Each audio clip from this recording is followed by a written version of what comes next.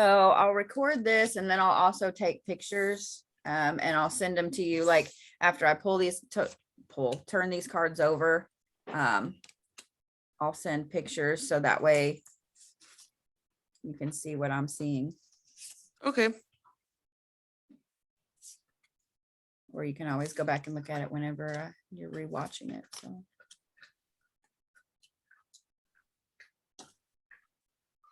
And my dogs are like, let me eat right under you really loud. Why are you doing that? That's very weird. Stop. What are you doing right now?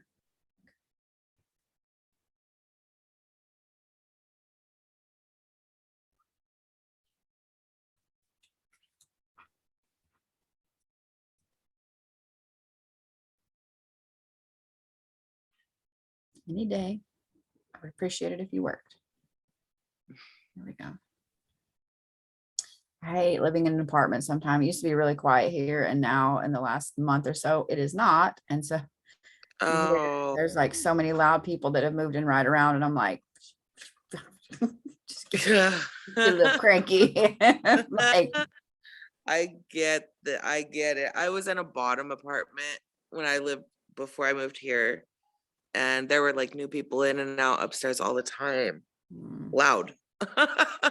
I live upstairs and I'm very, very careful of how loud it is up here because I've lived on the bottom before. So I try to be like super respectful. In fact, my downstairs neighbors, the first time I met them, I lived here like a month and they were like, do you live upstairs? And I was like, I said, yeah. And they thought they didn't even know anybody lived up here. So I was like, good. That means I'm doing my job. Like I'm being a good neighbor and not being loud. And they were like, yeah, we never ever hear you. Like every once in a while we'll hear the shower or the toilet or something, but they're like, we never ever hear any noise. And I said, well, good. So if you do hear noise, that's when there's a problem because I'm not a loud person. So I sent you the picture for this one. Okay.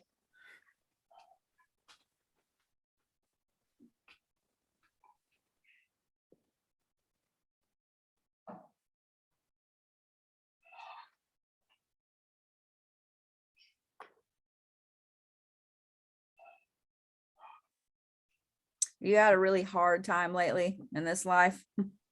Yes. One thing after the other. This one right here is really, really affecting you hardcore right now. So which one is it? I was like, what is going on there? So usually when I draw these out, I kind of take a second look over them and it's like I see the whole of it. It's almost like a download within about 15-20 seconds. And then I have to go back through and unpack the things that are important. But I will tell you the overall theme of this one is just not being in control. It's literally just not being in control. So this one's affecting me like really, really bad right now. This one's back in about the 16th century. And I'm going to say this is right around the southern edge, like southeastern edge of London. Oh, wow. So in this one, I got something in my eye and it's weird. In this one, you were born a man, born a guy, but you were born to like extreme poverty. Not quite. I'm trying to see exactly what it is. So it's not like being born in a slave type role, but it's like the so far down on the social ladder that you were treated like one. So even your parents worked for, like your dad's a dock worker, your mom works for not quite a wealthy person, but like middle of the road where they could afford to have someone come in, and she's like a nanny, she cleans the house, etc. And so you have 3 brothers and a sister. Your sister's the oldest, you're the baby. All of you work in this house too. So these kids order you around, like the other kids order you around. You're always told what to do. Like the people of the house treat you guys like dirt, like scum.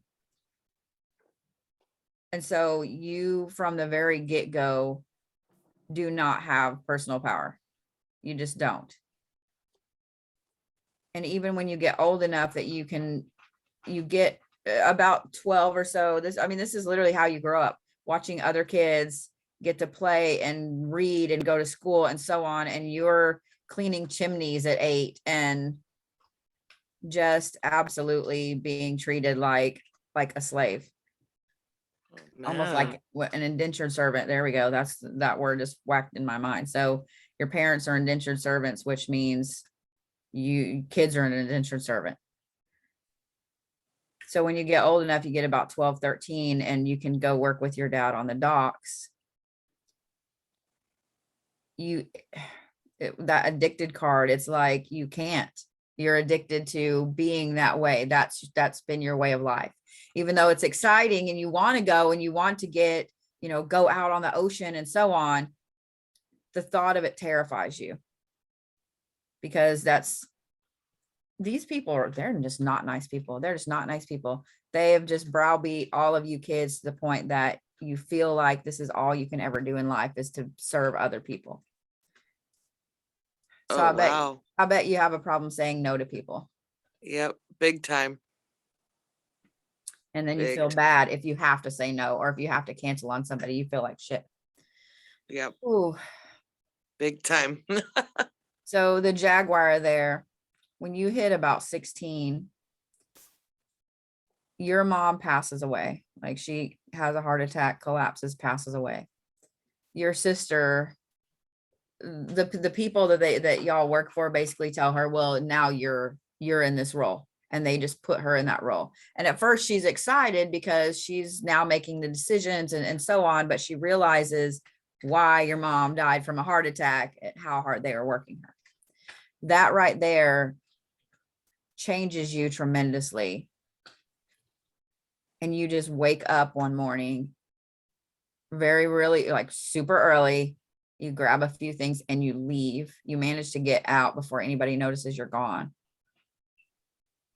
And you're terrified, like you feel like you're going to throw up, you don't know where you're going to go, etc. Your dad's out at sea. You have no idea what you're doing.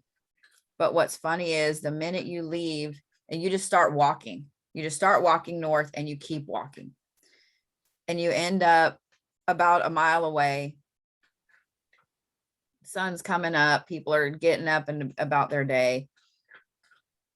And what's funny is this young woman is doing something outside. I'm trying to see what it is. It's like with either carrying wood or what, I don't know. It's something, she's carrying something, and you step in to help her and she thanks you and she gives you a coin or something. Like, it's the first money you've ever had in your hand and you kind of don't know what to do with it. And you try to refuse it. And she's like, no, I couldn't have done this without you. And from that moment, that's like your freedom moment. That's your freedom moment. So you start just finding jobs to do, odd jobs and so on. And you end up working your way around London over the next couple of years, just doing little bitty odd jobs. And you sleep in the streets. Like, what's funny is, even though you sleep in the streets for I'm going to say probably the first 6 months, you get up enough money to actually buy yourself some clothes and things like that. And you get very proud of what you're doing, but you also still have that kind of addictive personality to it. So you don't deal with any of the shit that happened to you when you were younger. You just work. There aren't any obstacles right now. Like, you get all this work and people are happy to you have this very trustworthy face, and you're a really intelligent, smart guy. Like, you're really sweet, really calm. You kind of, because you were browbeat your whole childhood, you're yes ma'am, no ma'am, you know what I mean? Like, you're very, very polite. So doors just open like this. But the thing is, this life is kind of set in stone. And so the opportunity to actually move out of that never comes. Well, it comes, but not for a while. So you're just odd job. You finally make your way back around to that area. And when you realize you're getting close, it kind of, you get back that feeling back there. So you get that like in the pit of your stomach. Even walking up by the house, you decide to sneak down an alley and go, like, you don't even want to go by the house, even though at this point it's been like 3 years. They're probably not going to recognize you because you look nothing like you did when you left, but you're terrified to see your siblings. You're terrified those people are going to snatch you back into their house. You know, like even though you're a man at this point, you're almost 20, you're terrified they're going to take you, that they're going to own you again. And so you end up going down to the docks and trying to see if you can find your father. And you find out that he passed away the year before. You don't tell them who you are. You just tell them you knew him, you know. And you end up getting offered a position there, and you tell them you have to think about it because you still have that like intense fear, that anxiety, like, oh, I can't. What's funny is it takes you a little bit to say yes. It takes you a few days to say yes, like almost to the point that you miss the ship. I bet you have a problem making decisions now out of anxiety and fear. Yes, big time. So you overthink everything. So I would bet you overthink. And then after you make a decision, then your anxiety is like, what about this? And what about this? And what about this? And then you get this list of like, what ifs. And so then you're like, well, maybe I don't want to do that. Even though you've already started to move toward that. Big time. Well, you finally end up getting on the ship and leaving. And that right there is what kind of sets your soul free from this part of your life, the beginning of your life. And you decide that you never want to go back to London again. So the ship that you're on goes down around the coast of France, a little bit in Spain, and comes back up. So you take that first tour, and this is like 6-8 months, like you're gone that long and come back. When you come back, you make a pretty good amount of money because you've done all this work and so on. And every time you guys stopped somewhere, you went and got some little trinkets or whatever. Well, you in Spain, where like France and Spain meet, or the little part of Spain before Portugal. It's like right in here. There's some little place where you guys stop at, and there's a lady sitting by the dock that's selling these trinkets. And you don't know this, but these things are stolen. And so they just look like cute little jewelry you know what I mean? Like you don't think much about them because they're really cheap. And even like now, if you saw some really cheap jewelry that just looked cool, so you're like, oh, okay. So you don't have anybody that you're buying it for. You don't have anybody you're buying it for, but you buy almost every piece she has.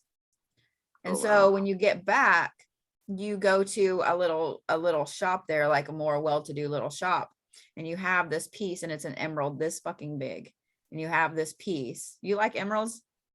Yeah. Because it's one of them. It's like your favorite piece. It's the one that caught your eye. I mean, it's like I can see it. It's like this fucking big, and it's got this ornate stuff all around it, and it kind of comes to a point at the bottom. That's the one that caught your eye, and you ended up buying everything she had. And so you go to this little shop, and you're wanting to sell it. And the guy is like flabbergasted. He's like, where did you get this? Like he accuses you of stealing it. And so you're like, no. And I don't know what it is. You have something from the lady. It's something she gives you. So this is an old gypsy lady. Like she marks you basically, but she gives you something. And when he sees it, he goes, I can't touch this. Like he knows it's a gypsy mark. He's like, I can't touch this.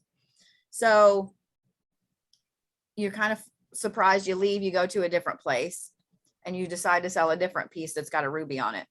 And you sell it for an amazing amount of money, more than you ever realized, and now you're realizing that most of these are real. You just took the one in there, the ruby in there. But the guy's like, do you have any more? Do you have any more? Like, hey, I haven't seen craftsmanship like this. This is this is Spaniard. This is blah, blah, blah. Like he freaks out over it. And so you're like, well, I may be able to get more on my next trip. Let me see.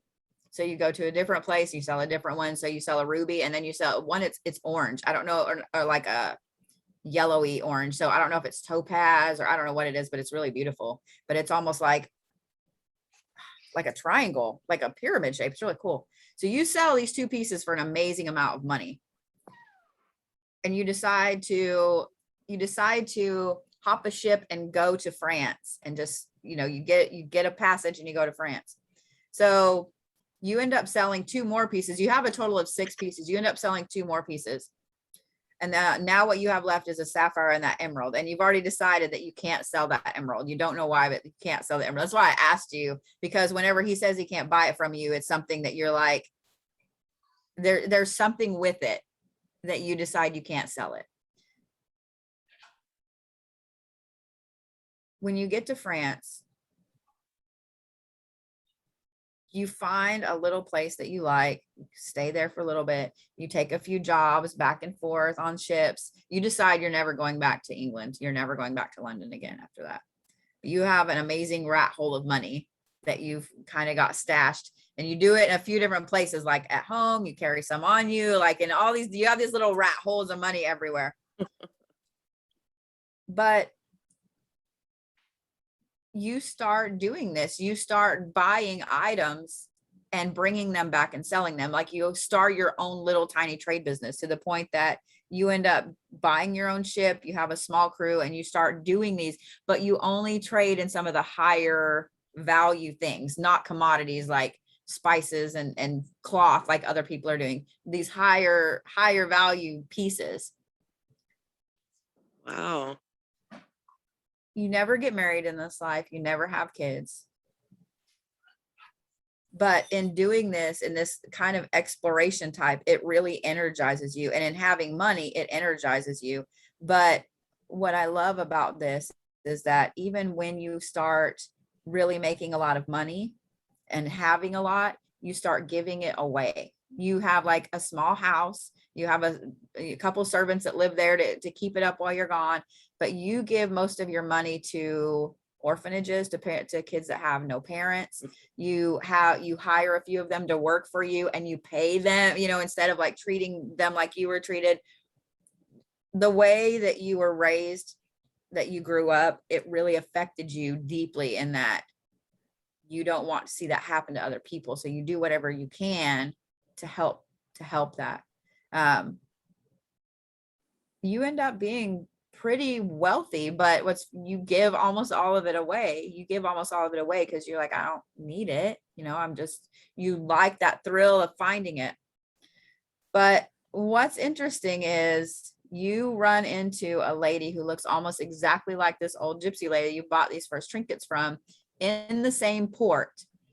And you start talking to this lady. She has trinkets as well. You don't buy any of them. You still have this, it's like a piece like this big. I don't know if it's like a wooden coin or what it is that this lady gives you. And you start talking to this woman. I almost said girl, but she's not, this woman, and asking about a lady you met there a long time ago. And she was like, well, I don't know, my family has always sold stuff here, whatever. And you show her this coin, and it's her grandmother's coin. And so she ends up taking you back to kind of their encampment a little bit. And it's the first time you've ever felt welcomed and home. And it's like you don't ever want to leave there.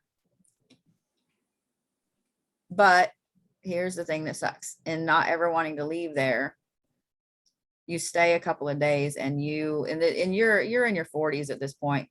You end up having a heart attack while you're there, and passing away, kind of like your own mother did from working too hard. But you're happy when you die, whereas she was miserable. She was miserable. So yeah. Even though you don't have a family, you don't have kids, you don't have anything like that, and you had instructions that if you ever didn't come back home, like you had a couple of servants that if it was past this point and you didn't come home, they found out you passed away or whatever, there were instructions, like everything you had went to this orphanage that you hired children from and stuff like that. So you're actually buried somewhere right there in that area of Spain that I talked about. Oh, wow. So they were going to just bury you, just throw you in a hole somewhere. But apparently this girl's grandmother took a liking to you, and so that's why she gave you that coin. And so she threw a fit. No, we need to take him into town or whatever. So they take you somewhere and say that they found you, out on the road or whatever. And they have to leave really quickly because being gypsies, being Romani, they're not trusted. And so they start to get questioned and they're terrified they're going to get thrown in jail, even though you literally had a heart attack. Like they didn't do anything to you. But Yeah. that's how people at home find out that you had passed away. But this life was really, really hard. And I like, you scraped and clawed for everything you had. So I see where this really affects you now, in that you feel like you're stuck. You feel like you're stuck in a cycle and you can't get out of it. The thing is, you just got to take that Jaguar energy and do it. You've got to just ignore. And I know it's really hard because I used to have really, really severe anxiety. You have to just step out and do it. You have to just leave. You know what I mean? Leap Because of faith. if you hadn't just left, you would probably have still been in that house and died in that house. So that's the main message here. Aside from, it's like acknowledging that hardships, it's almost like this life now is mirroring this one in a way, with the hardships and stuff that you've had. I've even went to the UK when I was 16 and bought an emerald ring. Oh my God, that's so funny. And I wouldn't get rid of it, but I lost it. It fell off my finger and I was devastated. Still to this day, I'm devastated about it. Oh my God. And I wear a ruby ring on my finger since I was 16. And That is really funny. the yellow jewel, that's my birthstone. That's topaz. Okay, I was like, I'm not sure what it is, but it's like, and it was really pretty. It was like this pyramid looking one. Like if you saw these, you would not think that they were real. You would not think they were real. But of course, back then they didn't really have fake ones, but yeah, that's really funny. That's really funny. And like it reminds me of just the little things here and there. I've worked since I was old enough to stock shelves because our family owned a grocery store. Mm-hmm. And so I have rat hold money, but in the same sense, I'm very bad at saving. So my rat holes are empty. That's funny. That's awesome. So Wow. that one seriously affected you this life. Yeah. Yeah, you're mirroring that one a lot. To make sure. Big time. I always love when that happens. That's awesome. Kind of made me speechless a bit when just a few things you were saying was like, oh my gosh, that's just like now. That's why I like doing these. They're always interesting. No, yeah. I know. I have a love-hate relationship with the website thing because it gives you all these reminders of when your appointment is coming up, which is great, but it starts at 30 minutes and then 15 minutes and then 10 and then 5 and then 3. And I'm like, bitch, like I can see the notifications. You don't kind of sit it on my phone too. But like at the same time, sometimes I'm like, oh shit. Like I'm yeah. So okay, let me send this one. And you said that was in the 16th century? Yeah, probably? Early 16th century. I would put you being born around, well, I say 16th century, around 1623. So that would be what, the 17th century actually? Yeah. I always like, I still, even in my fucking 40s, get that. I'm like, 16th century is 1600s. I'm like, no, it's really not. I've never understood that. I'm like, why can't you say 16 and it be 16? So yeah, I would put you being born about 1620, 1623. Wow. So. And is this my second life? This is your second, yeah. Yeah, I'm looking at the time like, okay, you got to pick it up here, girl. Like That's crazy. I always thought I had more lives than one, but everybody does. The lowest amount I've ran into was like 10. The high, I've ran into somebody that had thousands. Like I was like, holy shit. Every time I would go to, because I usually draw 3, and every time I would go to draw 3, I would get like 4 and 5 cards at once. And I'm like, look, like I don't have time. Like this is all day. I don't have time for this. I have an hour, man. So then it becomes of like, okay, which lives are affecting you the most right now? But when you have that many, there's so many from I mean, it could be 5 or 6 that are affecting you in this aspect, and 10 affecting you. I mean, it's just like, I had to tell her, I was like, this is like, we're going to end up going over, you know, I'm not going to charge you more, but we're going to end up going over because apparently there's a lot affecting you. So Yeah. Well, that's awesome. I'm honestly happy that I've only had one too, because that means I've still got plenty more to come. well, yeah, like I said, everybody, I would put yours in probably the 30 to 35 mark, that's about how many you've had. People have, Oh, it kind of depends what your soul's purpose is and how quick you learn lessons. That's why I always liken it to being here and going through school, like going from kindergarten to 12th grade. And 5th grade may take you 15 lives, and 6th grade may take you 2. You know, I mean, it's just, there's no rhyme or reason to it. It's how your soul learns. And then sometimes your soul may be like, I really liked that grade, I want to repeat that. You know what I mean? Like you do those things. But it's also interesting in that some people decide to do 12th grade first. They do the hardest shit first, get it out of the way, you know? And so every soul has different things they have to learn, they have to accomplish, they have to teach other people, they have to lose. I mean, you have to have the absolute horrible life where, you know, everybody has a life where they don't even make it to being born. Everybody has a life where they die extremely young. They've had a horrible life. And then, I mean, it runs the gamut. And then I always tell everybody has what I call a vacation life, where you're born into just everything you could ever want. You always have everything you could ever want. It's just a vacation. Your whole life is a vacation. Everybody has one of those. So sometimes I get to tell people, I'm like, oh, this was your vacation life, but then it makes them sad because they're like, man, I've already had that. So, oh, awesome. So this one's interesting in that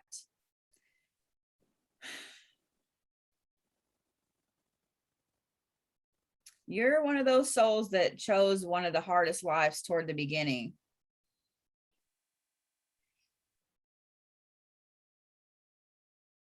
I believe that. Big time. So it still affects you now in that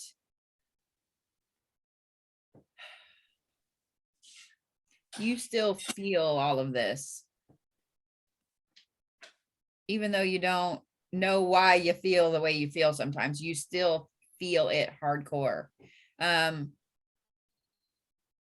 This one right here is, I don't know, something in my eye and it's driving me nuts. This one right here is back.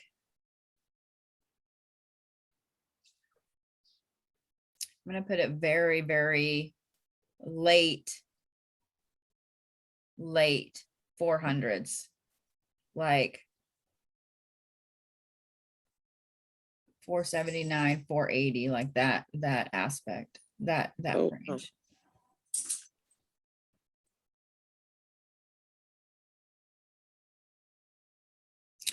So this one's very hard in that, in this one you were born a man as well, born a guy as well. And this is in,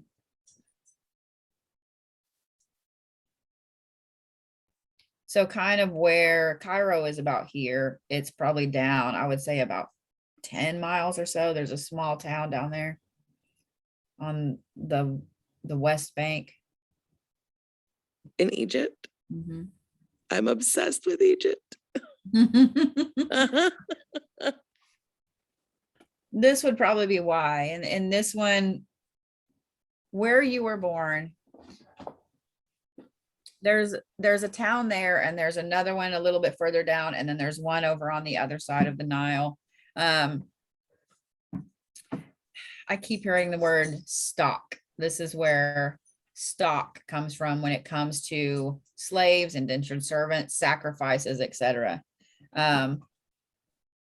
So there's something about you when you were born, some kind of mark or something like that, that your parents try to hide, because any kid that has this mark is slated to be sacrificed for some reason or another. It's like it's a badge of honor, but at the same time, when a parent sees it, they immediately know their kid's going to be sacrificed before they're 13. So your parents hide this. And I get the feeling it's something somewhere on your forearm somewhere. And I keep feeling like it's your left. So somewhere on your left forearm.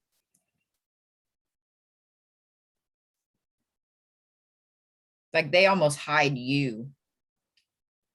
Because that masquerade card right there tells me that this is where some of your anxiety comes from too, and not letting people know who you really are.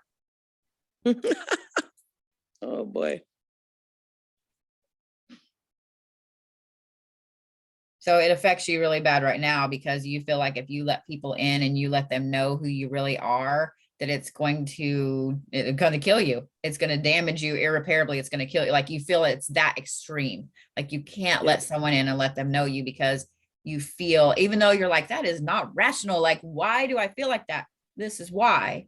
Because from the time you were born, you had to cover that up. You had to stay in the house. Like you couldn't really go play with other kids. Your parents told everybody you were sickly and that you couldn't play. You know what I mean? And so you had to grow up kind of like in that other life, watching other kids play and not getting to do normal things, because if something happened and those bandages slipped, like I get the feeling they probably told everybody that you had like leprosy or something like that because you were bandaged all the time. Because they couldn't just have a bandage right there. That would be very obvious. So they had to bandage the majority of you all the time.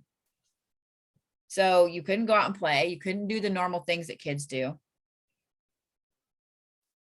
And when you hit about 8, you finally ask your mom while she's bandaging you up one day. You finally ask her why that mark is so important. And it's not just like a freckle or something, like it's a big mark. It's a big mark on your arm. And you ask her why it's so important and why she's so scared of it. And she just sits you down and explains it to you and tells you that if people were to see that, they would take you from her and they would never see you again. And it's almost like your soul chose to have this life. So you kind of sit there for a minute and you tell her, and I think it really surprises her. You tell her, it's okay. I know. It's all like you say something like, I know that's why I came here or something like that. Like, I know it has to happen. Oh. And she cries and just holds you and holds you and holds you and tells you she's not going to let that happen. But it's funny, like even at that age, you know it's okay. It's okay. And so you keep telling her that it's okay. So what sucks about this is that there's a few things that you still have to deal with, because even though you chose this life and you chose that to get it out of the way, every life also has lessons you have to learn. Well, since your parents hid you so much, there are some things that you have to learn. One of them is learning how to be truly happy and allow that inner child to be happy. Because I'm already seeing the pattern here that your inner child has a lot of healing it has to do. And if you started working from a very young age in this life, it's mirroring those as well. Because I'll bet that you didn't get to play a lot like normal, like, you know what I mean? Things like that. So you have a lot of inner child work you have to do. The other thing is that you never got, so like in the last life, you got the chance to leave and to do things and to go and be who you're supposed to be. Yeah. You didn't in this life. And I have a feeling that you haven't really in the life you're in now either. You also had some things in this life with some karmic bonds that you didn't get to reconcile. You could have there. So karmic bonds work in an interesting way. You don't come across these people in every life. It's like a cycle. So with this one in particular, I don't think these people are in this life here as well. I think you've ran across them a couple of times since, but I would bet your next life or the one after that is where you run into them again. Because instead of hitting in every life, it's like every 5 or 6 lives that you see these people. And it's like 3 in particular, a woman and a woman and a man, and I can't see the other one. So those are the things you didn't get to accomplish in this life. But the thing is, this completion card makes me really happy because it tells me that you completed a humongous thing that most people are afraid to complete. That you chose and you're like, I'm just going to do it, get out of the way. So the illuminate the shadow card right there. So you already know eventually people find out about you.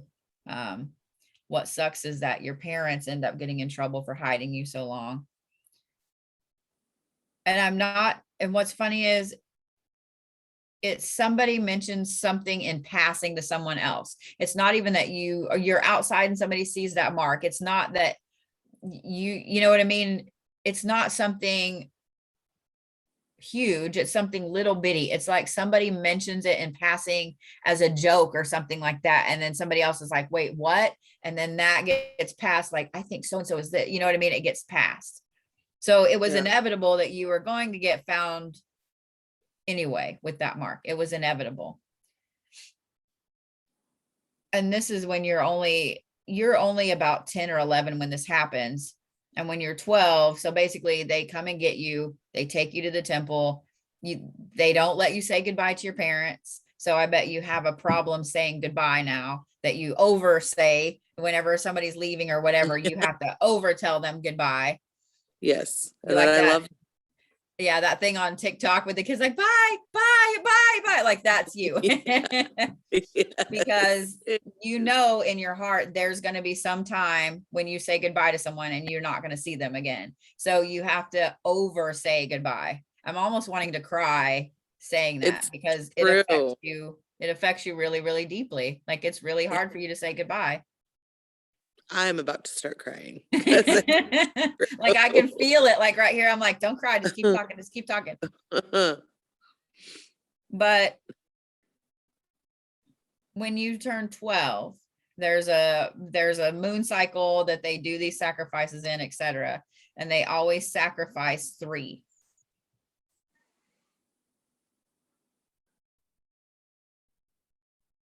And they do this every year. Three children. And you have to be 12. So there's a whole bunch of children living at the temple just raised to be that. And they're mad at your parents because the children that are raised to be sacrifices, they have a lot of things they have to learn. And like they teach you a tremendous amount of stuff to prepare you for the ceremony, for what you're to do in the after. Like they really prepare you for a lot of things. So one of the things with this life and getting this out of the way is, so this card right here, oh, and of course I'm not gonna be able to show it to you. This is the Dreamweaver card, and this is actually the manifestation cards, laying the foundations. So in getting that out of the way pretty soon off the bat, and I think that this is, not only does this affect you on a lot of levels, but this popped up because you need to hear this part. This unlocked an amazing amount of manifestation for you. You just haven't known that it's there. So I would bet that when you really concentrate on something good happening for other people, it does. Yes. And then you're like, why the hell can't I have that? Yes. You have that ability. It's there. You earned it. You just need to step into it and start using it. So I would fall down the rabbit hole on different manifestation techniques. There's a whole bunch of different ones, because it's there. You've earned that gift. You've earned it. It's yours. You just need to take it and use it. Thank you. Oh, you know what? Thank you for telling me. You just need to use it. Well, I mean, you earned it. Your soul was like, let me just get this shit out of the way. I'm gonna do it, and because you wanted to unlock that. So that kind of explains that last life in walking out and I don't want to go back there. And so you didn't, and I want to do this and you did, and I want to have money and you did, and I want to help. You know what I mean? Like when you were like, nope, this is how it's going to be. That's what manifested. So you already have that, you have this talent innately, and you just need to step into it and use it. So That's good to know.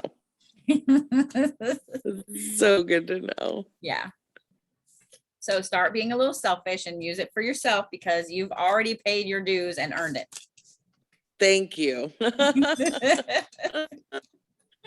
know. Okay, let me message my appointment at 1 and be like, I'm running late.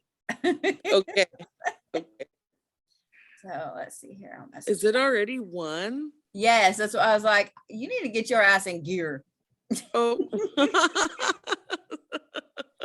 I could not go to sleep, and yeah, let me send her a message here.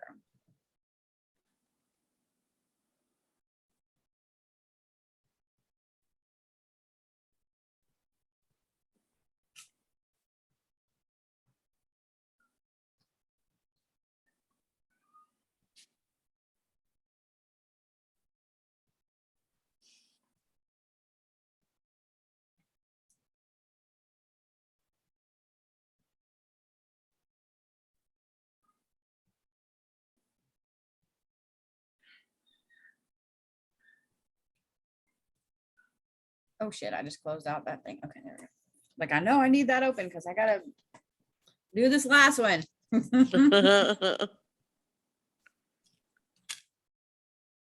You just have a very masculine, tough soul, don't you?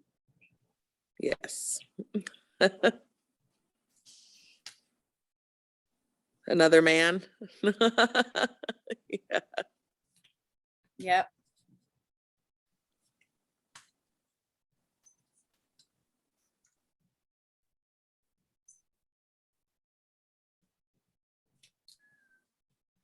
I have like a fuzzy in my eye, and so I can see it when I move. It's like this doing that. And I'm like, can't handle this. I hate that feeling.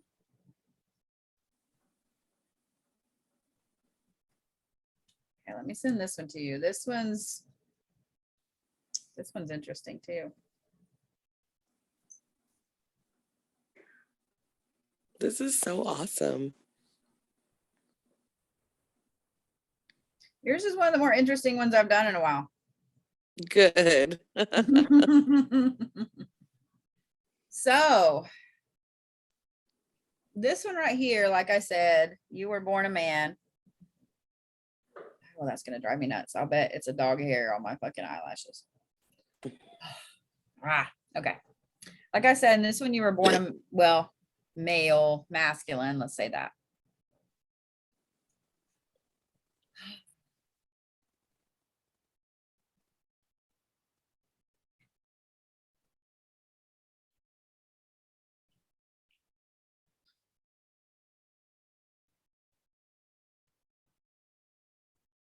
So this one's going to be one that's fun to explain the timeline in. Because have you ever watched The Good Place?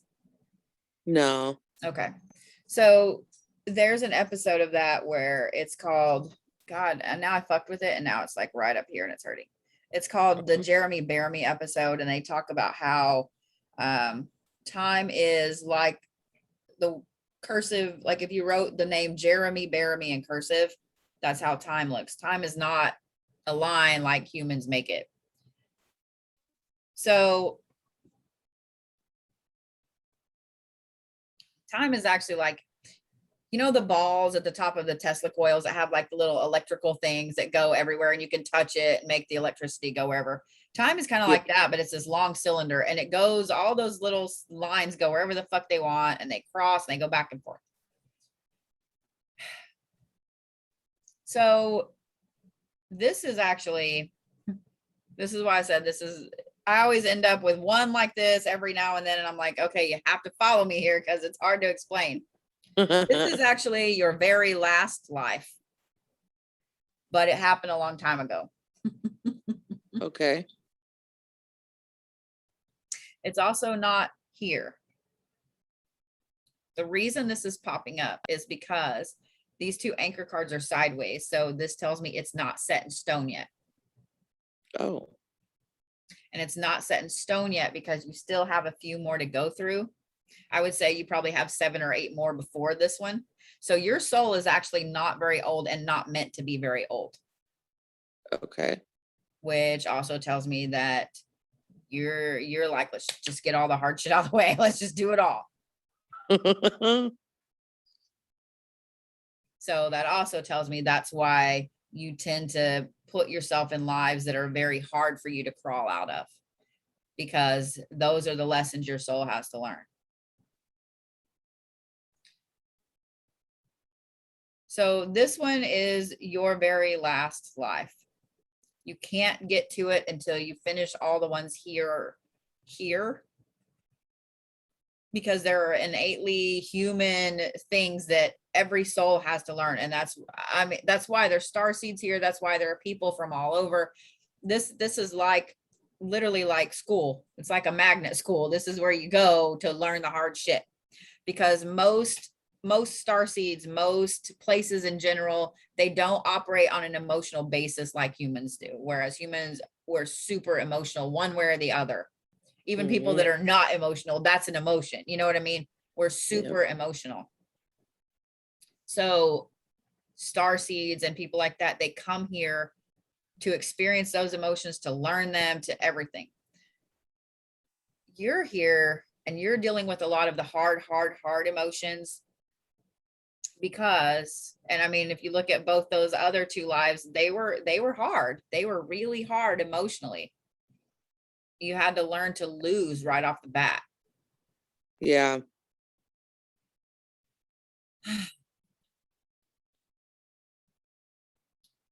You're learning all that because this life here is the one that's the most important on how you react to things. And not so much emotional, but it helps you look at all the different pieces of a situation and make a better decision versus someone that has not experienced these things. Because in this life, I don't know that I would call this a vacation life, but this is a life where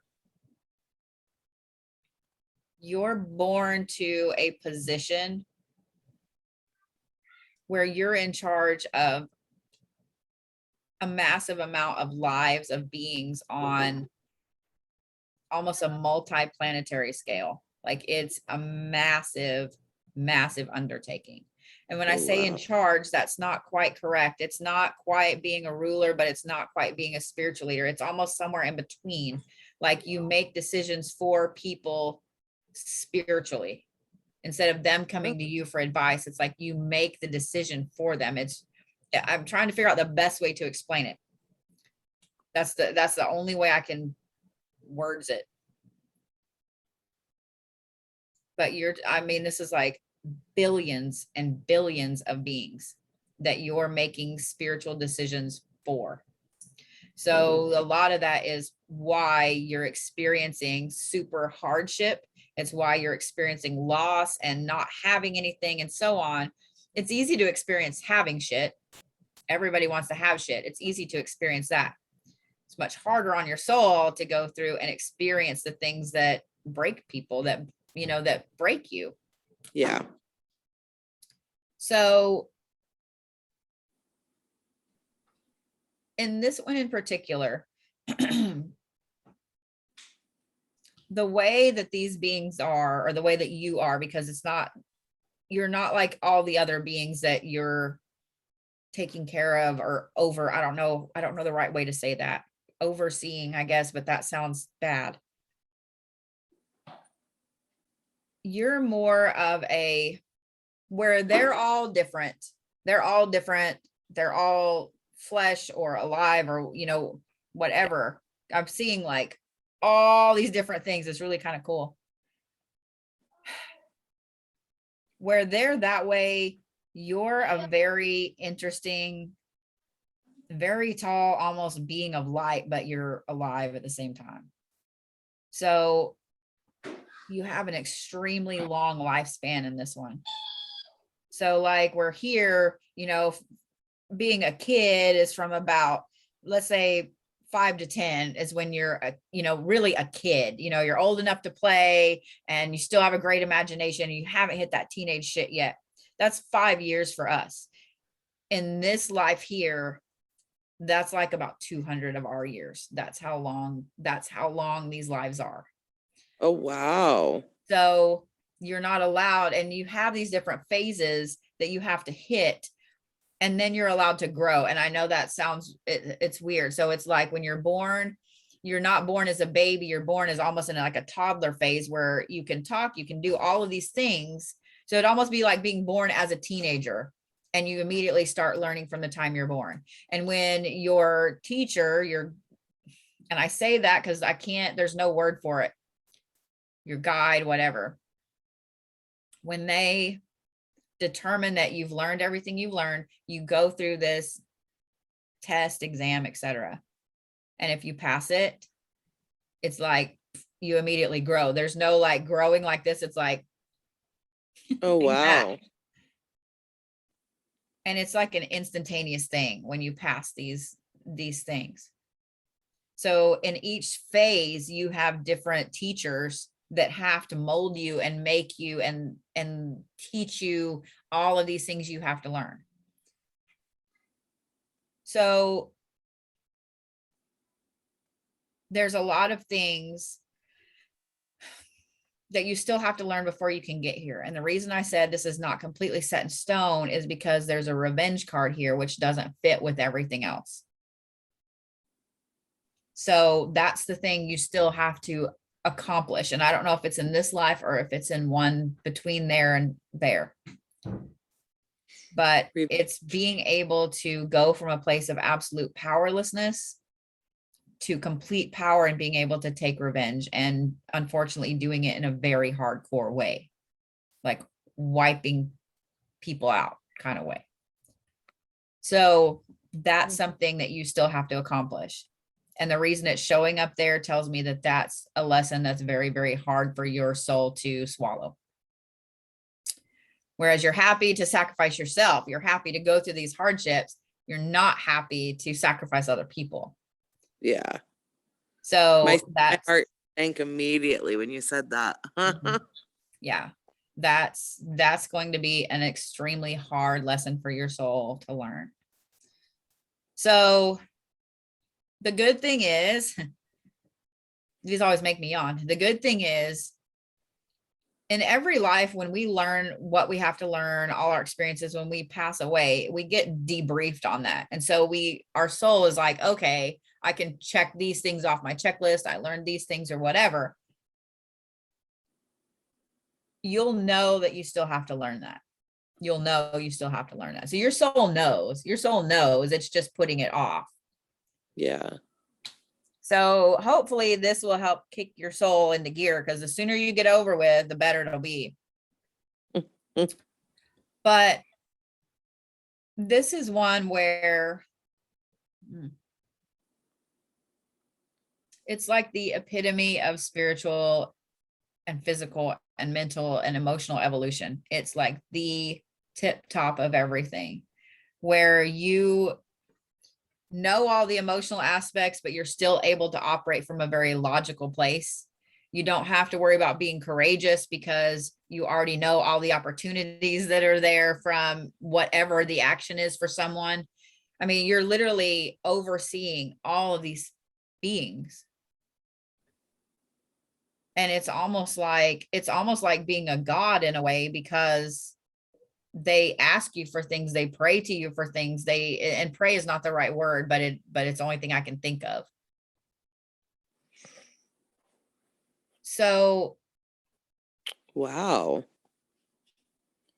But it's not like being a god, in that a lot of gods get very conceited and they get very full of their own power. Not all, but a lot do. You don't get that way. That's why you're learning all these very, very hard lives right now. So the reason I say that, and that's your very last life. It's your very last life. So you're working for that. You basically, it's like you're saving the best for last. You have to go through all the hard shit, but the hardest thing that your soul is going to have to learn, you still have to go through. So, and the reason that I say that is because this is the fulfillment card. It's the all, being connected to the all. And this is the healing card that pulled for the end of this. So I was like, oh, okay. I don't see this card a lot in this deck. And I use this deck at almost every single line I ever pull in every reading. So Oh, I wow. think I've maybe seen this card 3 or 4 times. And I've had this deck for 2 years. Oh, wow. Yeah, this is one of my anchor decks. So I have a few decks that are anchors that I use in every single reading, and that's one of them. So for me to so when that card pops up, I know it's something very important. So this right here is an amazingly important life for you. It's the one that allows you to move to the next way of being. So you have to get that revenge life out of the way. Like, is it something I have to do? Yeah. People. Oh. Yeah. It's and usually when that life, that thing pops up that you have to overcome, it usually means it's a very hard life. It means a lot of very hard loss that your soul witnesses. I mean, it's very, very hard. It's very hard. Yeah. So it's going to be something that's going to be very hard for you to deal with. I believe that. Big time. I don't deal with loss or being the cause of such things very well. Yeah. Yeah. Are you leaving? Yeah, I'm gonna go find shit to get into. Okay. Well, I'll message you in a little bit because I might need you to pick something up for me. It's like food. Okay, are you gonna be like ordering them online or something? No, I was gonna have you grab some fruit and stuff from the grocery store. Gotcha. Well, I mean, later. So, Then we'll have to come back and grab one. okay, love you. Love you too. Sorry, kiddo. It's okay. Am I? Oh, I remember. Now I'm gonna have to text him as he's walking out the door. He'll be like, "Really? You could have just told me that." Oil for my car.